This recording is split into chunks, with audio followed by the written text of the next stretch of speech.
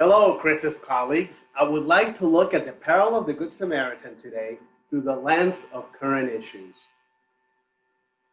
An expert asked Jesus, "What must I do to inherit eternal life?" In reply, Jesus said, "A man was going down from Jerusalem to Jericho. When he was attacked by robbers, they stripped him of his clothes, beat him, and went away, leaving him half dead. A priest happened to be going down the same road, and when he saw a man, he passed by on the other side. So too a Levite. When he came to the place and saw him, he passed by to the other side. But a Samaritan, as he traveled, came where the man was, and when he saw him, he took pity on him and went to him and bandaged his wounds, pouring on oil and wine. Then he put the man on his own donkey, brought him to an inn, and took care of him. The next day, he took out 2 coins and gave them to the innkeeper. 'Look after him,' he said, 'and when I return, I will reimburse you for any extra expense you may have.'" Which of these three do you think was the neighbor to the man who fell into the hands of robbers? The expert of the law replied, "The man who had mercy on him."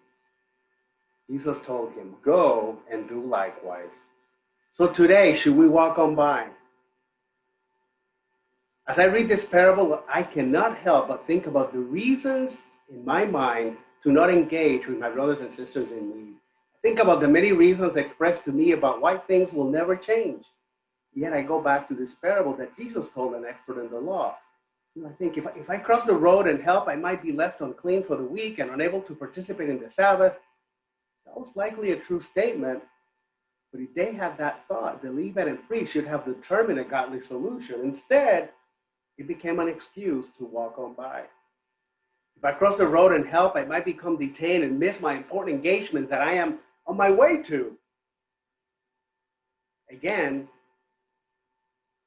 if that was their thought, it was likely true, but they failed to imagine a godly approach and used it as an excuse to walk on by. If I cross the road and help, I might be, put myself in danger. The thieves could still be around, and it could be a trap. Valid concerns.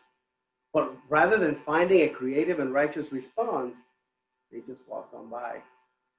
Statements like talking about race is political. We just need to love everyone and not show favoritism. All lives matter. Rioting and looting are wrong. And there is a lot of good cops out there. All are true statements. But what I see is that they're often used as excuses to walk on by very real issues. They used to turn our heads and still feel good about ignoring the Mayan lying on the side of the road. I am sure the Levite and the priest had good reasons that they thought justified their lack of engagement. Now let's look at the one who did not walk on by.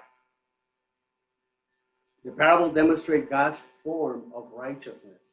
He pushed through the technical truth, made no excuses, and found a way to help, even though he could have come up with many reasons not to.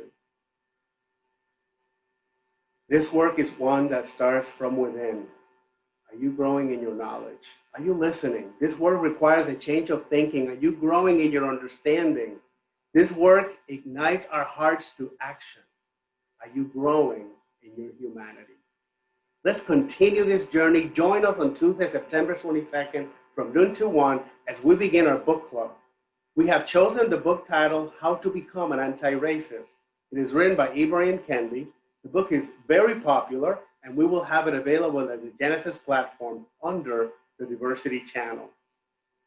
Also, the National Association of Healthcare Executives, NACE, has invited us to join in their interview with the author on Wednesday, September 16th.